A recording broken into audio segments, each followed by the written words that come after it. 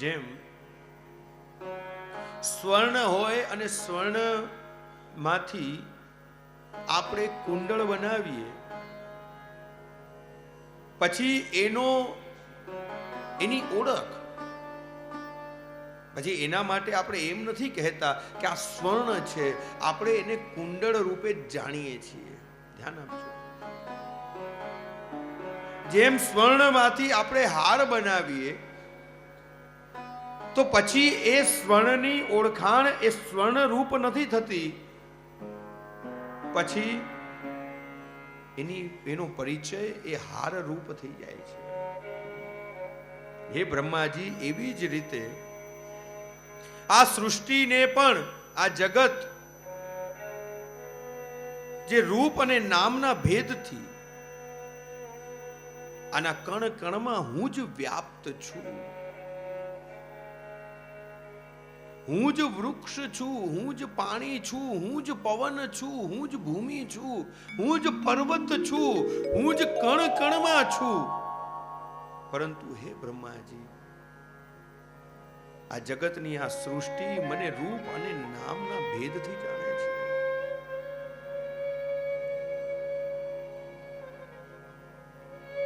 સુખદેવજી મહારાજે બ્રહ્મના 5 સ્વરૂપની ચર્ચા કરી. પર સ્વરૂપ, પુરુષ સ્વરૂપ, વિરાટ સ્વરૂપ, ગુણ સ્વરૂપ અને અંતર્યામી સ્વરૂપ. પર સ્વરૂપ જે ગોલોકમાં બિરાજે છે, જે નિત્ય અનંત લીલાઓ કરે છે, એ પ્રભુનું પર સ્વરૂપ છે.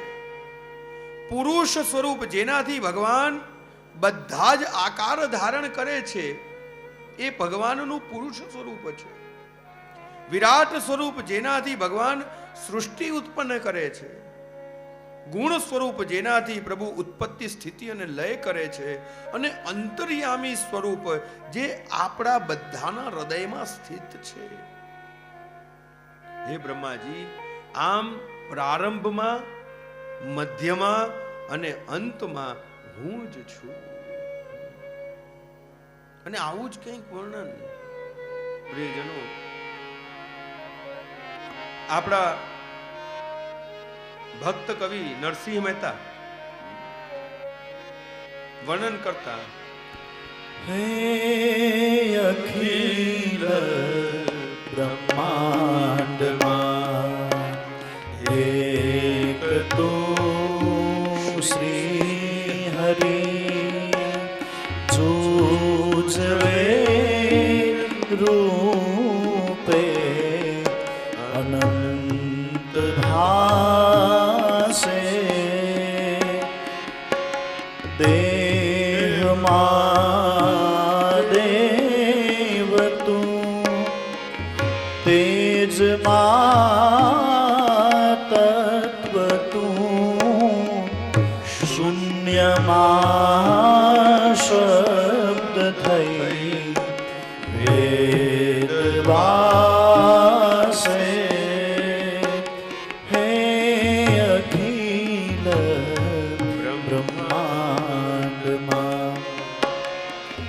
પવન તું, પાણી તું, ભૂમિ તું, ભૂધરા,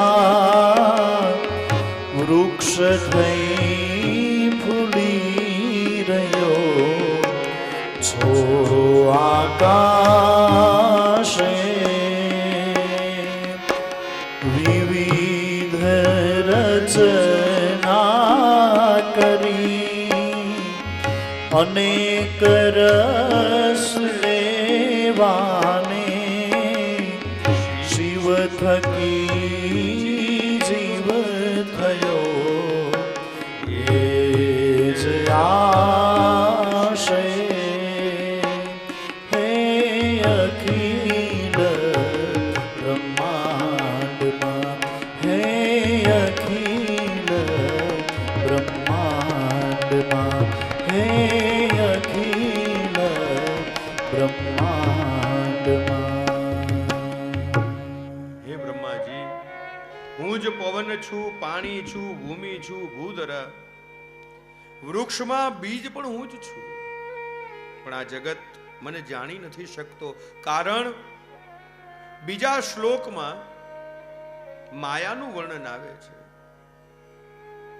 જીવ માયામાં ફસાઈને મારા મૂળ સ્વરૂપને જોઈ નથી શકતો, એને જાણી નથી શકતો. આગળ જતા સુખદેવજી મહારાજ ભાગવતના 10 લક્ષણોની ચર્ચા કરી રહ્યા છે અને વર્ણન કરતા સુખદેવજી કહેવા લાગ્યા,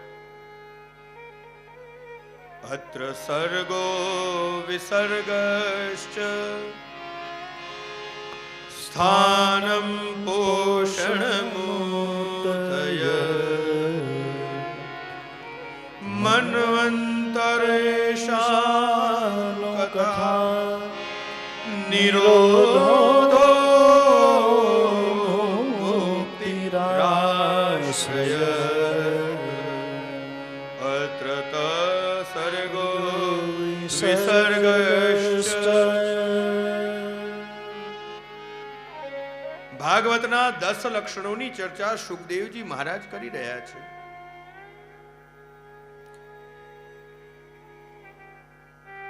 જીવની અંદર પહેલી જિજ્ઞાસા થાય અને પ્રભુ સૃષ્ટિનું સર્જન કરે. પ્રભુનું સર્જન કરવું એ જ પ્રભુની સર્ગલીલા છે. ભગવાન એક જ પ્રકારની સૃષ્ટિનું સર્જન કરતા નથી, એમાં અનેક પ્રકારની વિવિધતાઓ છે. પ્રભુની આ અનેક પ્રકારની વિવિધતાઓ એ જ પ્રભુની વિસર્ગ લીલા. ક્યાંક ઊંચા ઊંચા પર્વત છે, તો ક્યાંક જળથી ભરેલા સરોવર સાગર છે, ક્યાંક જળ પણ નથી, ક્યાંક રણ પ્રદેશ છે. પ્રભુની આ જેટલી પણ વિવિધતાઓ છે એ પ્રભુની વિસર્ગ લીલા છે.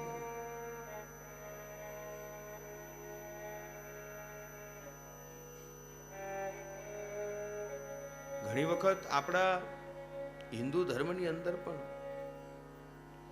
અનેક મતાંતર, અનેક જિજ્ઞાસા, અનેક પ્રશ્નો પ્રગટ થતા હોય કે હિન્દુ ધર્મની અંદર કેટલા બધા દેવી દેવતાઓ છે.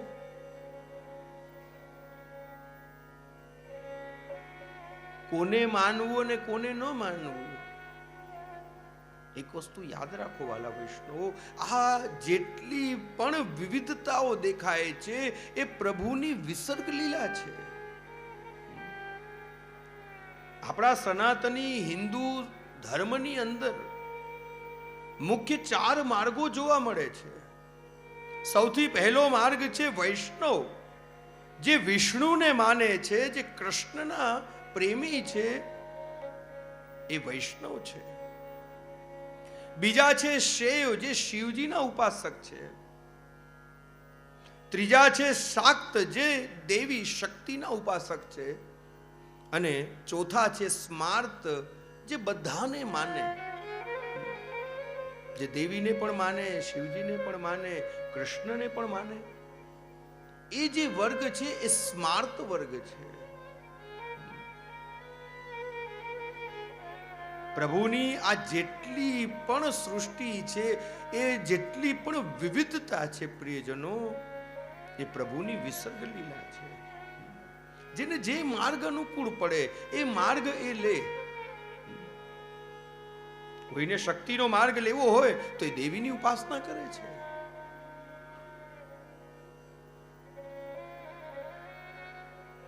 આ પ્રભુની વિસર્ગ લીલા મુખ્ય સનાતન ધર્મની અંદર પંચદેવ ઉપાસના, શિવ, શક્તિ, ગણપતિ, વિષ્ણુ અને સૂર્ય, આ 5 દેવની આપણે ઉપાસના કરીએ છીએ. સૃષ્ટિ ક્યાં સ્થાને ટકી રહે, કઈ રીતે ટકી રહે, આ પ્રભુની સ્થિતિ લીલા છે. સૃષ્ટિનું પોષણ કઈ રીતે થાય, આ પ્રભુની પોષણ લીલા છે. વાસનાઓ કેટલા પ્રકારની છે એ પ્રભુની ઉતિ લીલા છે. કાળના વિભાગ કઈ રીતે થાય એ પ્રભુની મનવંતર લીલા છે.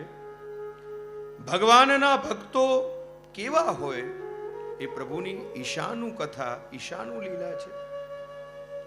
ભગવાનમાં જીવનો નિરોધ કઈ રીતે થાય, પ્રભુની એ નિરોધ લીલા છે. મુક્તિ શું છે એ જાણવાની જે જિજ્ઞાસા છે એ પ્રભુની મુક્તિ લીલા છે. પ્રભુનું સ્વરૂપ અને એમનો આશ્રય દ્રઢ કઈ રીતે થાય પ્રિયજનો, એ પ્રભુની આશ્રય લીલા છે. આમ 10 લીલાઓનું નિરૂપણ આ દ્વિતીય સ્કંદ સાધન લીલા અંતર્ગત એનું વર્ણન કરવામાં આવ્યું. આવો પ્રિયજનો, આ સાથે જ આપણે દ્વિતીય સ્કંદને અહીંયા વિરામ આપી તૃતીય સ્કંદમાં પ્રવેશ કરીએ. બોલો ભાગવત ભગવાન કી જય, શ્રી કૃષ્ણ કનૈયા લાલ કી જય. તૃતીય સ્કંદ એ સર્ગ લીલા અને શ્રીનાથજી બાવાનો દક્ષિણ બાહુ.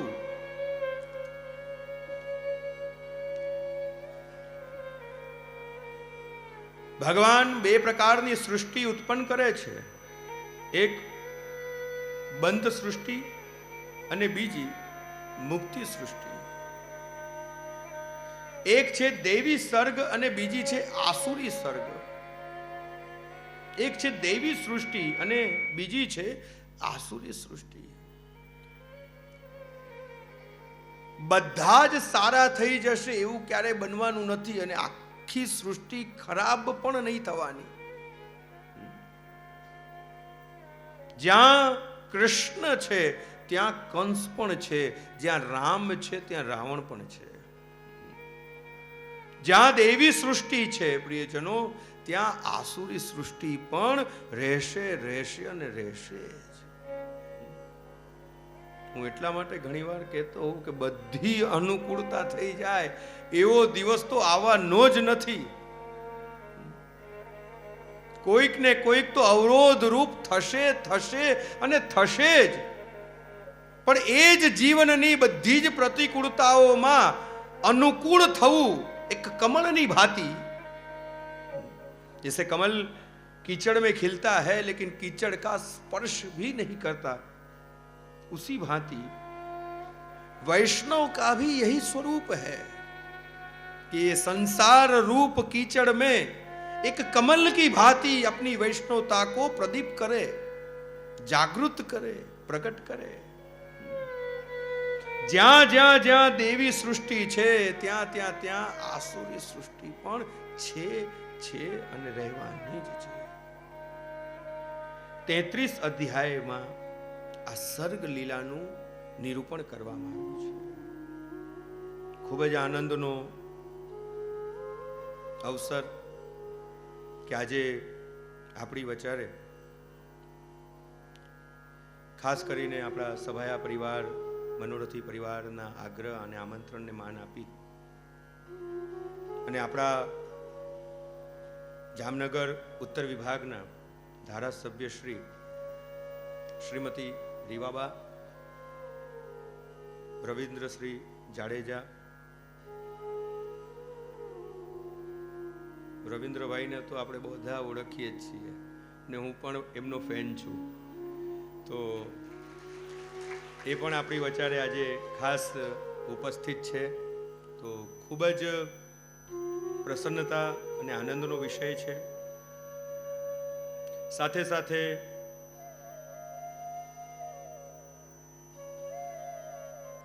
આપણી આ સત્સંગ સભામાં પૂર્વ પ્રમુખ શ્રી જિલ્લા પંચાયત જામનગર ડોક્ટર પીબી વસોયા સાહેબ પણ આજે આપણી વચારે ઉપસ્થિત છે. આ બંને મહાનુભાવોનું આચાર્ય પીઠ તરફથી ખૂબ ખૂબ સ્વાગત. અમને ખૂબ જ પ્રસન્નતા છે કે આપ આપના વ્યસ્ત સમયમાંથી સમય કાઢીને થોડા સમય માટે અહીંયા ઉપસ્થિત છો. હું મનોરથી પરિવારને આગ્રહ કરીશ કે એમના અભિવાદન માટે ઉપણા ઇત્યાદિની કંઈક વ્યવસ્થા કરે.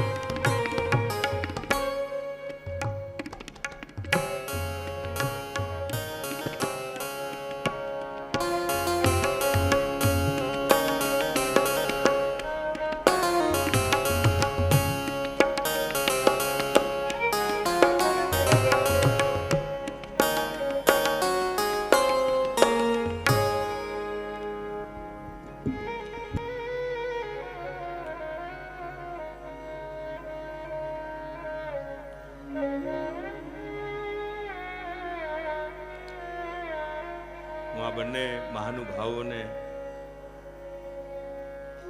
ખૂબ ખૂબ અંતઃકરણથી શુભ ભાવ પ્રગટ કરું છું અને આગ્રહ રાખું છું કે આપ અહીંયા સ્થાનિક છો તો નિત્ય કથાનું શ્રવણ કરશો.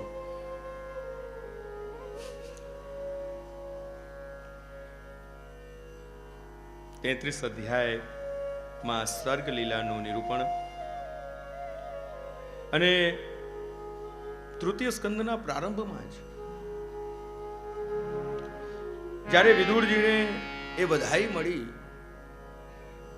કે દ્વારિકાધીશ હસ્તિનાપુર પધારવાના છે, તો એના આનંદનો પાર ન રહ્યો.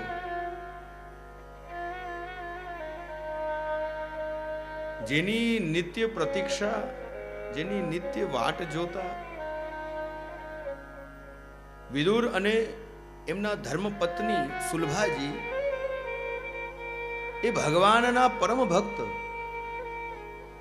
નિત્ય સુંદર સુંદર પુષ્પ લઈને આવે અને ઠાકોરજી માટે માળા સિદ્ધ કરે, રોજ સામગ્રી સિદ્ધ કરે અને રોજ એવો ભાવ રાખે કે ક્યારેક તો મારા ઘર આંગણે દ્વારિકાધીશ પધારશે,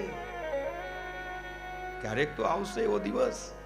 અને આજે એ સોનાનો દિવસ વધાઈ મળી કે પ્રભુ દ્વારિકાધીશ સંધિ પ્રસ્તાવ માટે કે કોઈ ના કોઈ રીતે યુદ્ધને ટાળીએ, દુર્યોધન સાથે મીટિંગ કરવા માટે પ્રભુ આજે હસ્તિનાપુર પધારવાના છે. એમના આનંદનો પાર ન રહ્યો. ખૂબ ખૂબ તૈયારીઓ કરવા લાગ્યા. સુંદર સુંદર બંદરવાર તોરણ બાંધ્યા, રંગોળી આંગણામાં સિદ્ધ કરી, દીવડાઓ પ્રગટાવ્યા. દ્વારકાધીશ હસ્તિનાપુર પધાર્યા, દુર્યોધન સાથે સમાગમ કર્યો, પોતાનો પ્રસ્તાવ મૂક્યો કે કેવલ 5 ગાંવ અમને આપી દો અને યુદ્ધને ટાળો. ભગવાન સ્વયં યુદ્ધને ટાળવા માટે પ્રયત્નશીલ છે. આ એક મોટામાં મોટી શિક્ષા છે પ્રિયજનો. યુદ્ધને ટાળો, ક્લેશને ટાળો, કલહને ટાળો. પરિવારમાં જેટલો પ્રેમ, પરિવારમાં જેટલો આનંદ, પરિવારમાં જેટલી શાંતિ, એટલા જ કૃષ્ણને તમે પ્રિય બનશો.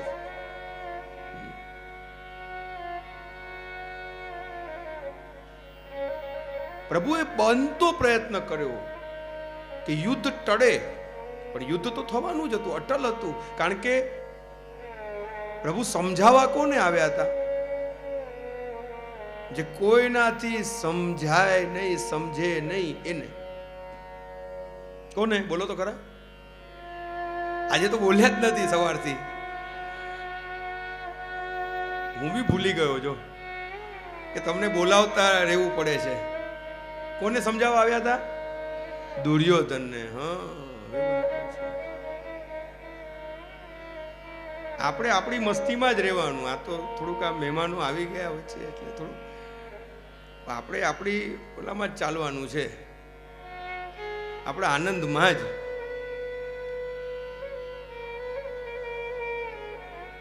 કોઈનાથી હવે તમે વિચાર કરો, દુર્યોધન કેવો જે ભગવાનથી ન સમજે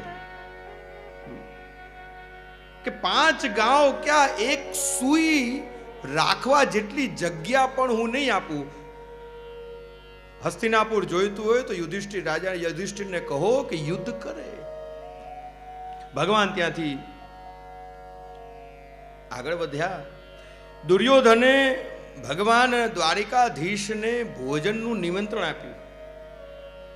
પ્રભુ આપ તમે અહીંયા આવ્યા છો દ્વારકાધીશ, તો મારે ત્યાં ભોજન કરીને જાઓ. ભગવાન એટલું જ બોલ્યા, હું ગમે ત્યાં ગમે તેનું લેતો નથી. આમાં શું સમજ્યા તમે? સમજી ગયા? તો બહુ સારું. હું ગમે ત્યાં ગમે ત્યારે અને ગમે તેનું લેતો નથી. ભગવાન ત્યાંથી પધારી ગયા અને જે ચાતકની ભાંતિ જે રાહ જોઈ રહ્યા હતા, ભગવાનના પરમ ભક્ત, પ્રિય ભક્ત સુલભાજી, પ્રભુ એમના આંગણે પધાર્યા અને જ્યાં દ્વાર ઉપર ટકોર થઈ સુલભાજીએ જ્યાં દ્વાર ખોલ્યો, તમે વિચાર તો કરો કેવી એમની સ્થિતિનું, એમના આનંદ, એમની પ્રસન્નતા, એમના ઉમંગ ઉત્સાહ, એમના હરખનું વર્ણન આપણે શું કરી શકીએ? ઓલી શબરી સંતોની સેવા કરતી, અને એ સંતોની સેવા કરતા કરતા સંતો એને આશીર્વાદ આપી દીધા કે તારા ઘરે રામ આવશે. न कोई तारीख दी, न कोई तिथि दी, न कोई वार दिया, न कोई समय, तेरे घर राम आएंगे. અને સમય વીતવા લાગ્યો. નાનપણમાં યુવાનીમાં એ સેવા કરતી ને હવે તો ઘરડી બની, વૃદ્ધ બની ગઈ. ક્યાંક એક નાનકડી ઝોપડી, અને જે દિવસથી એને સંતોએ આશીર્વાદ આપ્યા હતા કે તારા ઘરે રામ આવશે, એ દિવસથી એને એટલી બધી આતુરતા. રોજ પોતાનું આંગણું વારે, રોજ રંગોળીઓ કરે, રોજ વનમાંથી સુંદર સુંદર ફળ લઈને આવે. અને એક દિવસ એ સોનાનો દિવસ આવી ગયો કે પ્રભુ શ્રી રામ, માતા સીતા, લક્ષ્મણ ભૈયા એ શબરીની કુટિયામાં પધારી ગયા.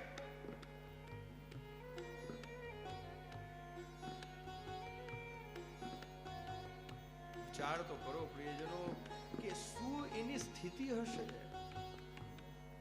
આજે એવી જ સ્થિતિ. आज गोपाल पाहुने आए, देखे नैन अघाय री, कित देखूं कित टहल करूं, एकहु न बनत उपाय री. ઠાકુરજી દ્વારિકાધીશ મારા ઘર આંગણે દ્વાર ઉપર આવી ગયા, હવે એમના દર્શન કરું કે એમની સેવા કરું?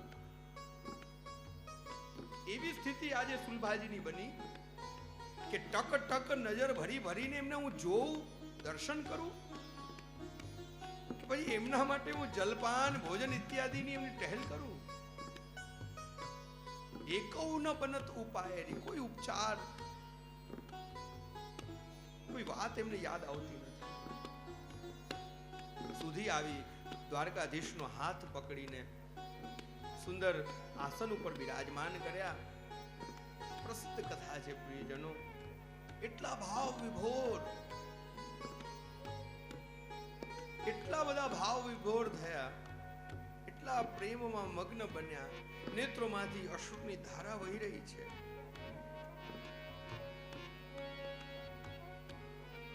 ફળ લઈને આવ્યા અને ફળનું જે ગર્ભ છે, જે ફળ છે, એ ફેંકતા જાય છે અને એની છાલ ઠાકોરજીને ઓળખાવતા જાય છે. અને જ્યારે આવા દર્શન સુરદાસજીએ કર્યા, પ્રભુની આવી લીલાના દર્શન જ્યારે સુરદાસજીએ કર્યા, તો સુરદાસજીથી પણ રેવાયું નહીં.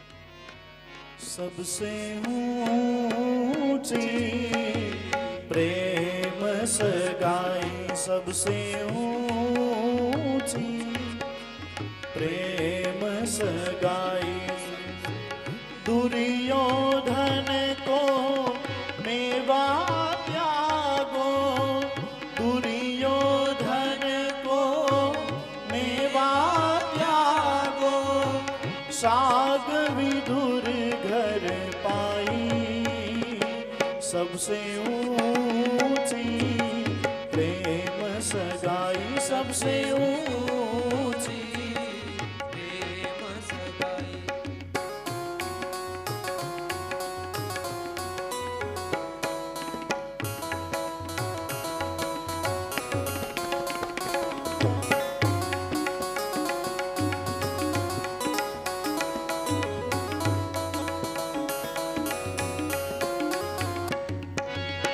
झूठे फल सबरी के खाए, झूठे फल सबरी के खाए, बहुविधि प्रेम लगाई, सबसे ऊंची प्रेम सगाई, सबसे ऊंची प्रेम सगाई. हो प्रेम के बस रूप सेवा की, प्रेम के बस रूप सेवा की, हरि बने आपनाई सबसे ऊंची प्रेम सगाई सबसे ऊंची प्रेम सगाई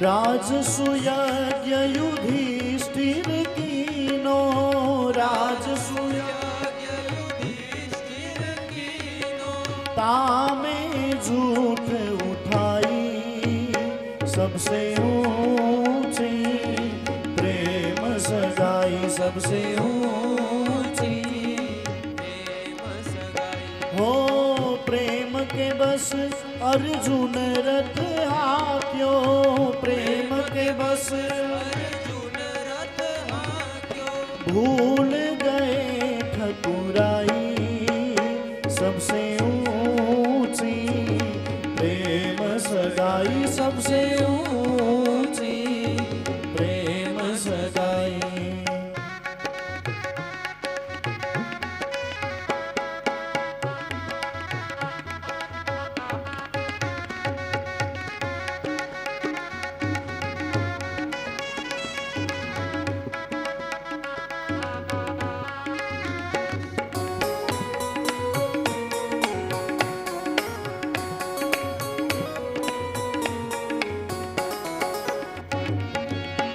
ऐसी प्रीत बढ़ी वृंदावन ऐसी प्रीत बढ़ी वृंदावन गोपियन नाच नचाई सबसे ऊंची प्रेम सगाई सबसे ऊंची प्रेम सगाई हो सूर क्रूर इस लायक नाही सूर क्रूर इस लायक नाही कहाँ लगी करो बड़ाई सबसे ऊंची प्रेम सगाई सबसे ऊंची प्रेम सगाई सबसे ऊंची प्रेम सगाई सबसे ऊंची प्रेम सगाई सबसे ऊंची प्रेम सगाई सबसे ऊंची प्रेम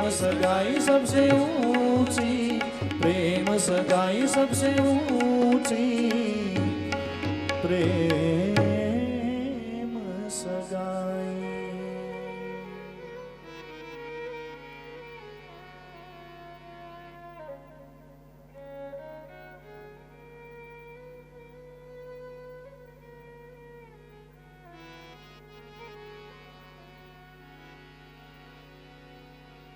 दुर्योधन को मेवा त्यागो साग विदुर घर पाई सबसे ऊंची प्रेम सगाई सबसे ऊंची प्रेम सगाई प्रभु केवल भाव के भूखे हैं।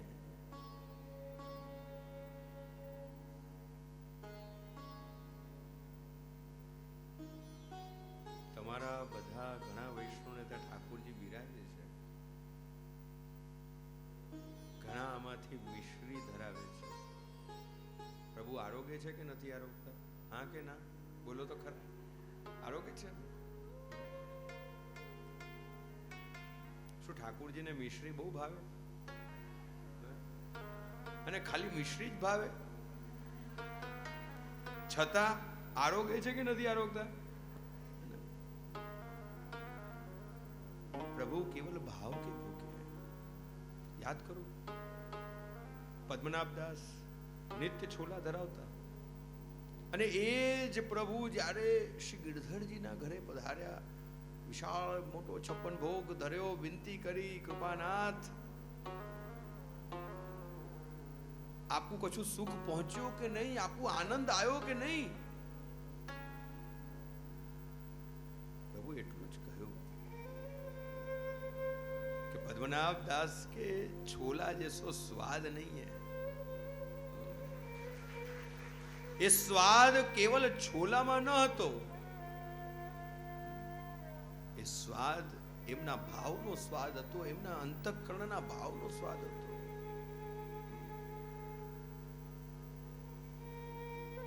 આપણને ભોજનમાં કેટલી વસ્તુ જોઈએ, રોજ બદલવું, રોજ નવું નવું જોઈએ, પણ આપણા પ્રભુ,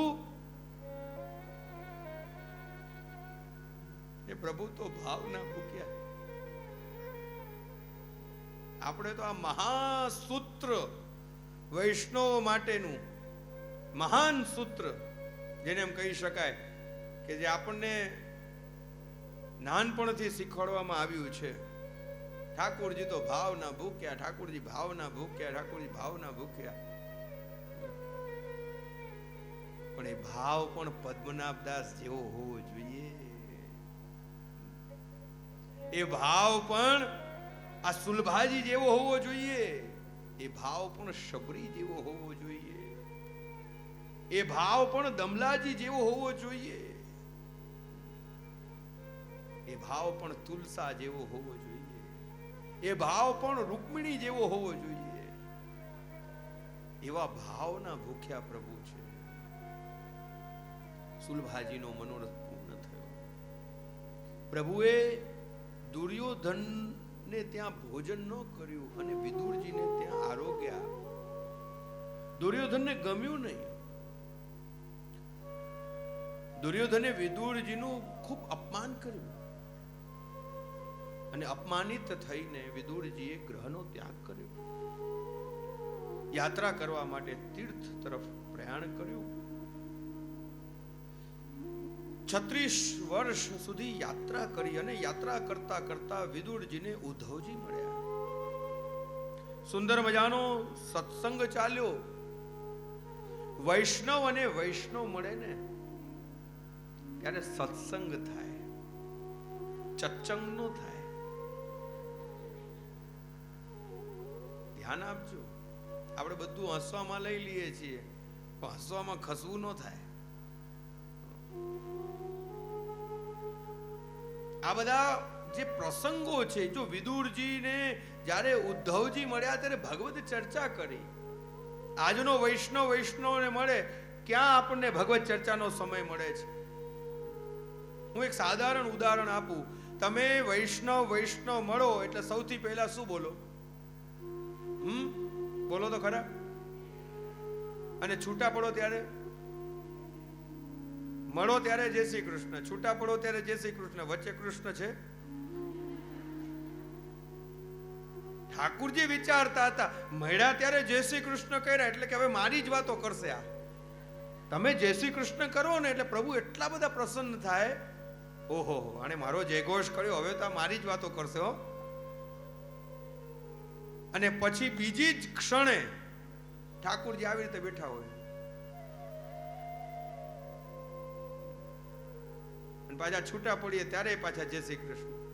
અરે બીચ મેં કહાં હૈ કૃષ્ણ? ક્યાં ખોવાઈ જાય છે? ક્યાં ભૂલાઈ જાય છે? ક્યાં વિસરાઈ જાય છે? આજે વિદુરજી ઉદ્ધવજીને મળ્યા છે અને ભગવદ સત્સંગ થયો. યાદ કરો, પેલા બે વૈષ્ણવ મળ્યા અને એ કુવાની પાળ ઉપર લખાઈ ગયું. શું લખાઈ ગયું? બોલો. દો ઘડી જીએ. અડધું તો તમે બધું ભણીને જ આયા છો, ખાલી યાદ જ કરાવવાની જરૂર છે. આ કથા શું કરશે? જે તમે અત્યાર સુધી ભણ્યા છો એનું પાછું રિવિઝન તમને યાદ કરાવવું છે. અને એ બે વૈષ્ણવ બે ઘડી જીવ્યા, એ કુવાની પાળ ઉપર લખી નાખ્યું. રાજાની સવારી નીકળી, રાજાએ શોધ કરી, રાજાની સભામાં બંનેને લઈને આવ્યા, બંનેને પ્રશ્ન કર્યો કે ભાઈ આ બે ઘડી જીવ્યા એટલે શું? બે હાથ જોડી દીનતાપૂર્વક નિવેદન કર્યું, રાજન વૈષ્ણવ મળ્યા અને બે ઘડી ભગવત ચર્ચા થઈ, એ જ બે ઘડી જીવન છે. આ તમે 3 કલાક 4 કલાક અહીંયા એકાગ્ર ચિત્તથી બેઠા છો, વિશ્વાસ રાખજો આ જ જીવન છે. આ ક્ષણ ક્ષણ અત્યંત મહત્વની છે. આ એક એક ક્ષણ આ સત્સંગની મહત્વની છે. એક એક ક્ષણ છોડતા નહીં. એક એક ક્ષણ કિંમતી છે.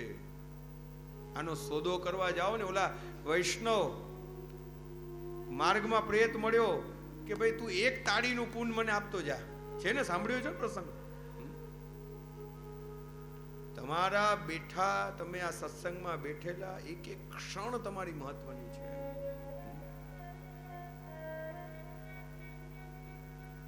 ભગવદ ચર્ચા થઈ.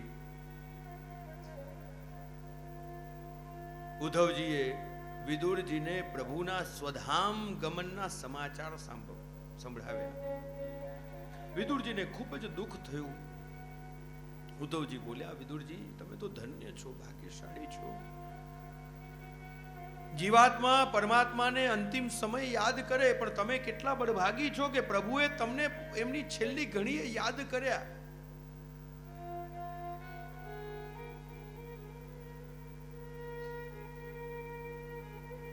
મને એટલું જ કહ્યું કે જ્યારે તમે વિદુરજીને મળો, ઉદ્ધવજી કહી રહ્યા છે કે જ્યારે તમે વિદુરજીને મળો તો કહેજો, મારો સંદેશો આપજો કે વિદુરજી, આજે તો ચિઠ્ઠીઓ ઉપર ચિઠ્ઠીઓ આવે છે.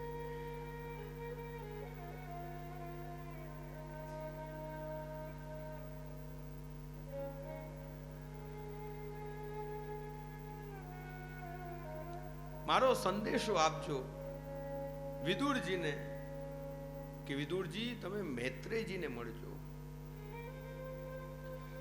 વિદુરજી ત્યાંથી વિદાય લઈને યાત્રા કરતા કરતા મૈત્રેયજી પાસે આવ્યા છે. પરસ્પર નમસ્કાર થયા. મૈત્રેય મુનિએ વિદુરજીને ધર્મરાજ, યમરાજ કહીને બોલાવ્યા. એમના મૂળ સ્વરૂપને ઓળખી ગયા. મૈત્રેયજી કહેવા લાગ્યા, વિદુરજી હું જાણું છું કે આપ યમરાજનો અવતાર છો.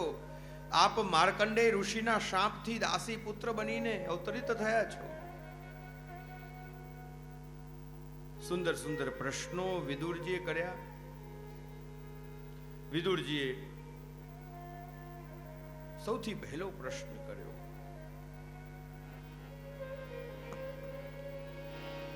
સુખાય કર્માણિ કરોતિ લોકો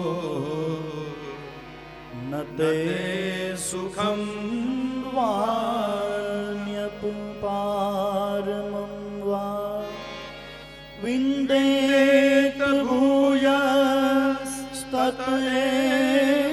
દુઃખં.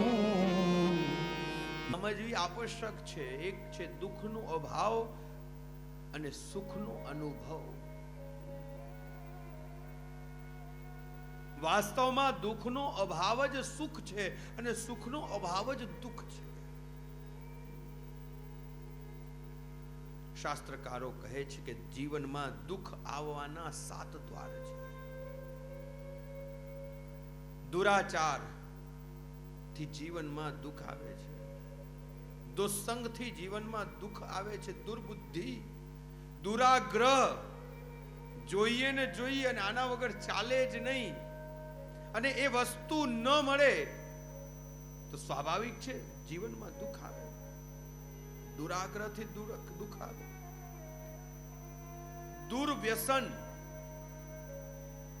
થી જીવનમાં દુઃખ આવે છે. અને આપણે બધા જ જાણીએ છીએ. ધીરે ધીરે ધીરે ધીરે ધીરે ધીરે વ્યસનની યાત્રા ત્યાં સુધી પહોંચી જાય છે કે પછી છેલ્લે શેષ કોઈ માર્ગ રહેતો નથી. મને ખૂબ દુઃખ થાય અને આશ્ચર્ય થાય.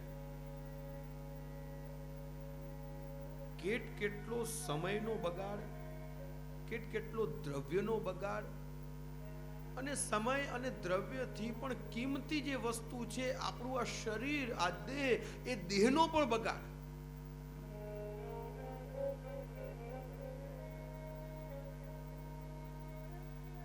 દુર્વ્યસનથી જીવનમાં દુઃખ, દુઃખ અને દુઃખ જ આવે છે. દુર્ભાગ્યથી જીવનમાં દુઃખ આવે છે અને દુચરિત્રથી, ખરાબ ચરિત્રથી પણ જીવનમાં દુઃખ આવે છે. 7 દ્વાર આ દુઃખના બતાવ્યા. આગળ કથા કહેતા સૃષ્ટિ સર્જનનો ઇતિહાસ વિદુરજીએ પૂછ્યો અને મૈત્રેયજીએ સૃષ્ટિ સર્જનની કથા કરી. આજે ખૂબ જ પ્રસન્નતા, આનંદ કે આપણા સભાયા પરિવાર, મનોરથી પરિવારના આગ્રહ અને આમંત્રણને અત્યંત માન આપી આપણા જામનગરના જ પૂર્વ શહેર ભાજપ પ્રમુખ તેમજ ડાયરેક્ટર ગોવા શિપયાર્ડ લિમિટેડના શ્રી હસમુખભાઈ હિંડોચા આજે આપણી વચ્ચે ઉપસ્થિત છે. તેમજ ભૂતપૂર્વ પ્રમુખ જૈન સમાજના જામનગરના ને જાણીતા ઉદ્યોગપતિ શ્રી નિલેશભાઈ ટોડિયા પણ આજે આપણી વચ્ચે ઉપસ્થિત છે. આ બંનેનું આપણે ખૂબ ખૂબ સ્વાગત કરીએ છીએ અને ફરી એક વખત હું મનોરથી પરિવારને આગ્રહ કરીશ કે એમના અભિવાદન માટે ઉપરણા ઇત્યાદિની વ્યવસ્થા કરે.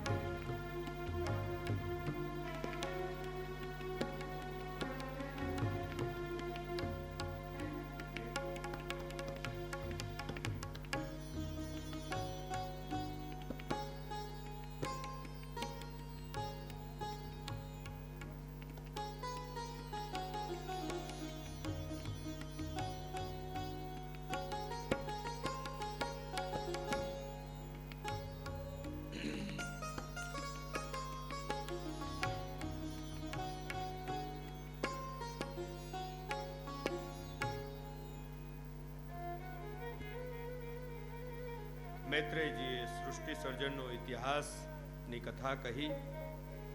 ભગવાન ક્ષીરસાગર ઉપર પોઢેલા અને એમના નાભી કમળમાંથી બ્રહ્માજી પ્રગટ થયા.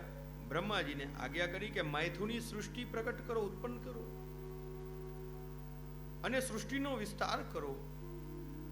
બ્રહ્માજીએ વિનંતી કરી કે હું સૃષ્ટિ તો ઉત્પન્ન કરું, પણ સૃષ્ટિને હું સ્થિત ક્યાં કરું? આ પૃથ્વી તો એક અસુર એને રસાતલમાં લઈને ગયો છે. હે પ્રભુ, આપ પહેલા પૃથ્વીને બ્રહ્માંડમાં પ્રસ્થાપિત કરો. અને જ્યાં બ્રહ્માજીએ વિનંતી કરી, ક્ષણવારનો પણ વિલંબ કર્યા વગર પોતાની નાસિકામાંથી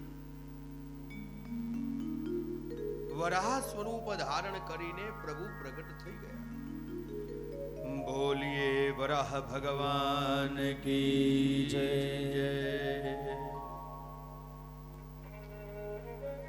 પ્રભુએ વરાહ સ્વરૂપ ધારણ કર્યું. મુખારવિંદ વરાહનું છે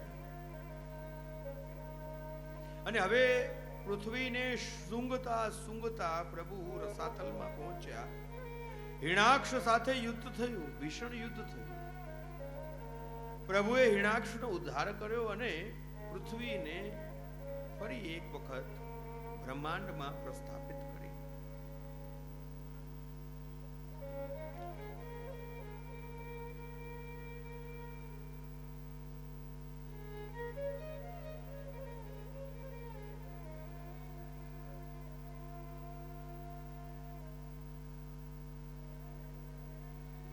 ભગવાને બ્રહ્માજીને સૃષ્ટિ ઉત્પન્ન કરવાની આજ્ઞા કરી. પૃથ્વી બ્રહ્માંડમાં સ્થિત થઈ અને હવે બ્રહ્માજીએ મનુ અને શતરૂપાને પ્રગટ કર્યા. આ પ્રથમ દંપતી છે. બંનેને સૃષ્ટિનો વિસ્તાર કરવાની આજ્ઞા કરી. 2 પુત્ર અને 3 પુત્રી થયા. આકૃતિ, દેવહૂતિ અને પ્રસૂતિ નામની 3 પુત્રીઓ થઈ અને ઉતાનપાદ અને પ્રિયવત નામના 2 પુત્રો ઉત્પન્ન થયા. દેવહૂતિના વિવાહ કરદમ ઋષિ સાથે કરવામાં આવ્યા.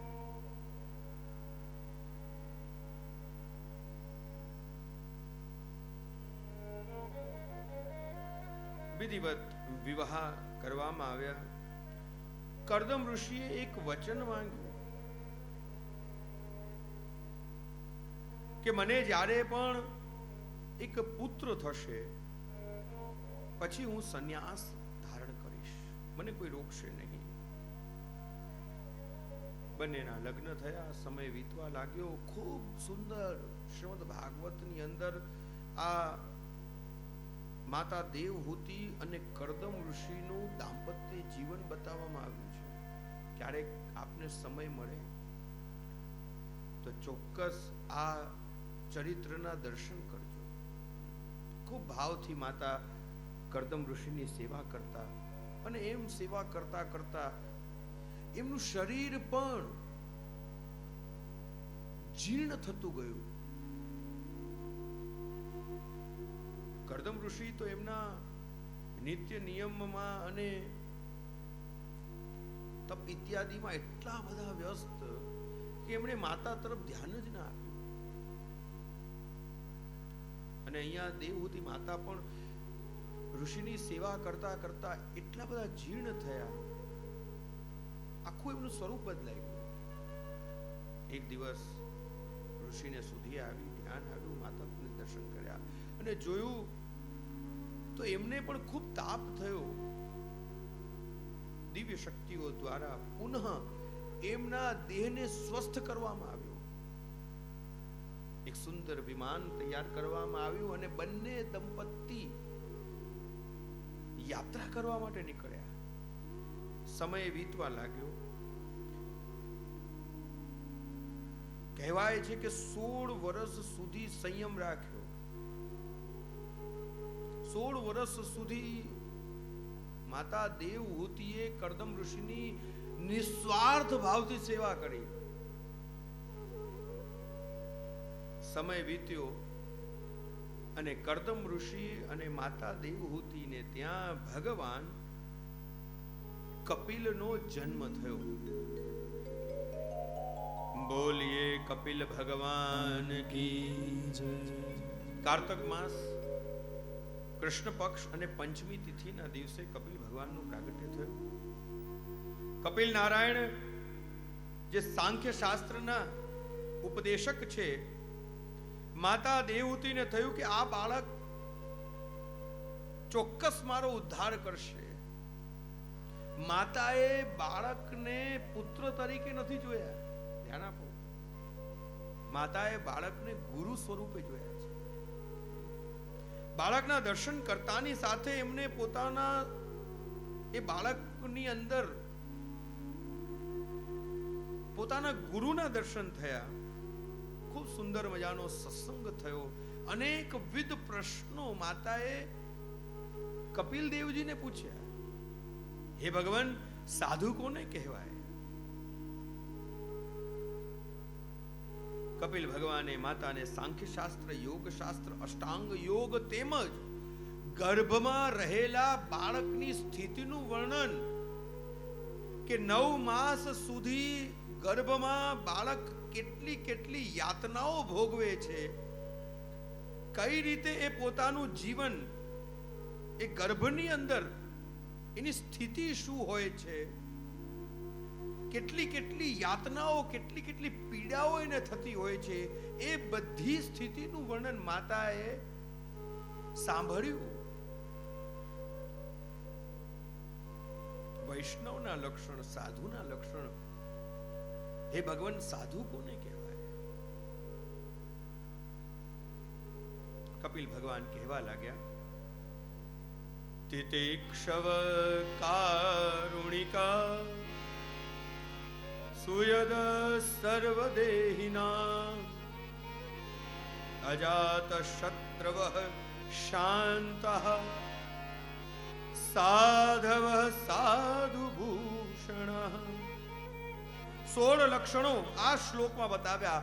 સાધુ એટલે સંક્ષિપ્તમાં જો વિચાર કરીએ, જે સાધના કરે, જે સહન કરે, જે સહાય કરે, એ જ સાધુ છે, એ જ વૈષ્ણવ છે. જે સરળ છે એ જ સાધુ. કેવલ વેશ ધારણ કરે એ સાધુ નહીં. એકવાર એક સાધુ નદીના તટ ઉપર સંધ્યાવંદન કરતા હતા અને ત્યાં જ બરોબર બાજુમાં એક ધોબી વસ્ત્ર ધોતો હતો અને એટલી જોશથી ધોતો હતો કે એ વસ્ત્રના જળના છાંટા આ સાધુ ઉપર પડતા હતા.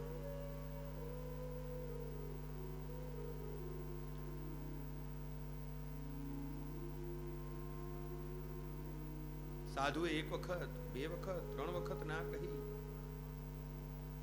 અહીંયા પાર્વતી માતાએ શિવજીને વિનંતી કરી કે આપનો એક ભક્ત ભગવદ ભજન કરી રહ્યો છે અને એક ધોબી એને આવરણ રૂપ, બાધા રૂપ થઈ રહ્યો છે, આપ એની રક્ષા કરો.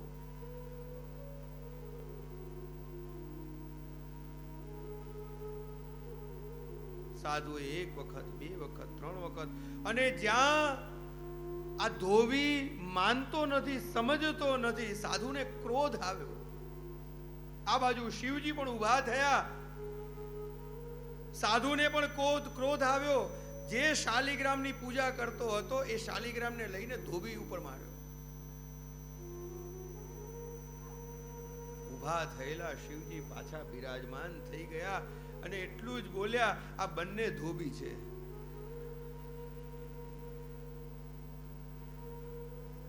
સાધુ એ જ છે જે સરળ હોય, સાધુ એ જ છે જે સહાયક હોય, વૈષ્ણવ એ જ છે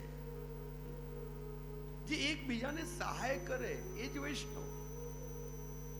કોઈ હજી નવા નવા વૈષ્ણવ થયા હોય તો એનો હાથ પકડે, એનો પગ નો ખેંચે.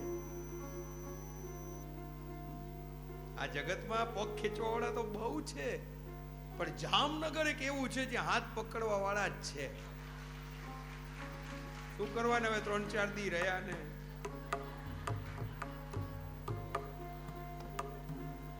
આપણે બધું હરખું કરીને જ જવાનું છે. પાછું પધારવાનું બી તો છે. નહીં તો પગ ખેંચવા વાળા તો કેટલા. આમ તો થાય જ નહીં, તું તો કરી જ ન શકે, તારાથી તો બને જ નહીં. અને આપણા જામનગરના વૈષ્ણવ,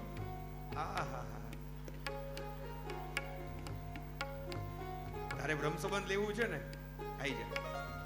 તારે ઠાકુરજી પુષ્ટાવા છે, એટલા સારા, એટલા સરળ, કોઈ વાંધો નહીં. તારે ત્યાં આવરણ આવશે, તું મારે ત્યાં પધરાવી લેજે. તારે કાંઈ પણ શીખવું હોય ને, હું બેઠો છું. આ વૈષ્ણવના લક્ષણ છે જે વારંવાર વૈષ્ણવ એકબીજાને સહાય કરે, કોઈને ઊભા કરે એ વૈષ્ણવ, કોઈને બિહાડી દે એ વૈષ્ણવ નહીં. કોઈને ચાલતા કરે એ વૈષ્ણવ, કોઈને કેવળ ઊભા રાખે વૈષ્ણવ નહીં. કોઈને દોડતા કરે એ વૈષ્ણવ, કેવલ ચાલતા કરે એ વૈષ્ણવ નહીં. કોઈ બેઠો હોય તો એને ઊભા કરે, કોઈ ઊભો હોય તો એને ચાલતો કરે, કોઈ ચાલતો હોય તો અબ તો ધ્યાય કે જાય શ્રી યમુના કે પાસ. આપણા જે ભગવદીઓ વર્ણન કરે છે કે ભગવદીઓથી રેવાયું નહીં, યમુનાજીના દર્શન કર્યા તો હવે ચાલવાનો સમય નથી. કેટલો સમય મેં ખોઈ નાખ્યો, કેટલો સમય મેં વેડફી નાખ્યો, કેટલો સમય મેં બગાડ્યો. હવે તો ચાલવાનો સમય નથી, હવે તો ધ્યાય કે જાય, હવે તો દોડવાનો સમય આવ્યો છે. જે એકબીજાને દોડતા કરે એ વૈષ્ણવ છે. અને મને ખૂબ આનંદ છે કે આપણા જામનગરના તો વૈષ્ણવ એવા જ છે.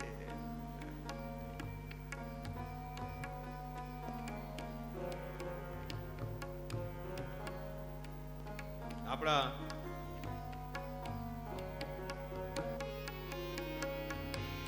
વૈષ્ણવજન તો નરસિંહ મહેતા તેને કહીએ જે પીર પરાઈ જાણે રે, પર દુખે ઉપકાર કરે તોય મન અભિમાન આણે રે. શબ્દો ઉપર ધ્યાન આપો. વૈષ્ણવજન તો તેને કહીએ સકલ લોકમાં સૌને વંદે, નિંદા ન કરે કેની રે, વાચ કાચ મન નિશ્ચલ રાખે, વાચ કાચ મન નિશ્ચલ રાખે, ધન ધન જનની તેની રે. વૈષ્ણવજન તો તેને કહીએ હો સમદ્રષ્ટિને તૃષ્ણા ત્યાગી, પરસ્ત્રી જેને માત રે, જીહવા થકી અસત્ય ન બોલે, પરધન ન બજાલે હાથ રે.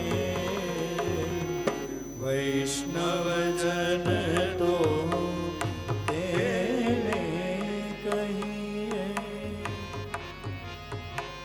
એક વૈષ્ણવ શ્રી ગિરિરાજજીની રોજ પરિક્રમા કરે અને ચાલો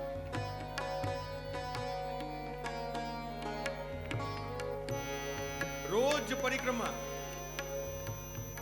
શ્રી ગુસાઈજી રોજ એને દર્શન આપે, પરંતુ શ્રી ગુસાઈજી ક્યારે એને બોલાવતા નથી. અને એના મનમાં રોજ એવો ભાવ કે ક્યારેક તો શ્રી ગુસાઈજીની કૃપા મારા ઉપર થાય. હવે એક દિવસની વાત છે, એને બધાઈ મળી કે શ્રી ગુસાઈજી ઠાકોરજીને અને અનેક વિવિધ વૈષ્ણવોને લઈને પરિક્રમા માર્ગમાં પધારવાના છે. મનમાં તાપ, મનમાં વિચાર, ભાવ જાગ્યો કે લાવને હું માર્ગ ચોખ્ખો કરું. કેટલા વૈષ્ણવ આવશે, શ્રી ગુસાઈજી પધારશે, શ્રી ગુસાઈજીના બાળકો પધારશે, શ્રી ઠાકોરજી પધારી રહ્યા છે. લાવ હું માર્ગ ચોખ્ખો કરું, ક્યાંક કોઈને કંટક ન વાગી જાય. અને આ ભાવની સાથે જ્યારે માર્ગ ચોખ્ખો કરતો હતો ને ત્યાં જ શ્રી ગુસાઈજીની સવારી પધારી. શ્રી ગુસાઈજીએ દ્રષ્ટિ કરી આ વૈષ્ણવ ઉપર, વૈષ્ણવને બોલાવ્યો, આલિંગન આપ્યું. એ વૈષ્ણવના નેત્રોમાંથી અશ્રુપાત થવા લાગ્યા. અરે પ્રભુ, આજ દિન સુધી આપે મને ક્યારેય બોલાવ્યો નહીં, આજે તમે એવું શું કર્યું?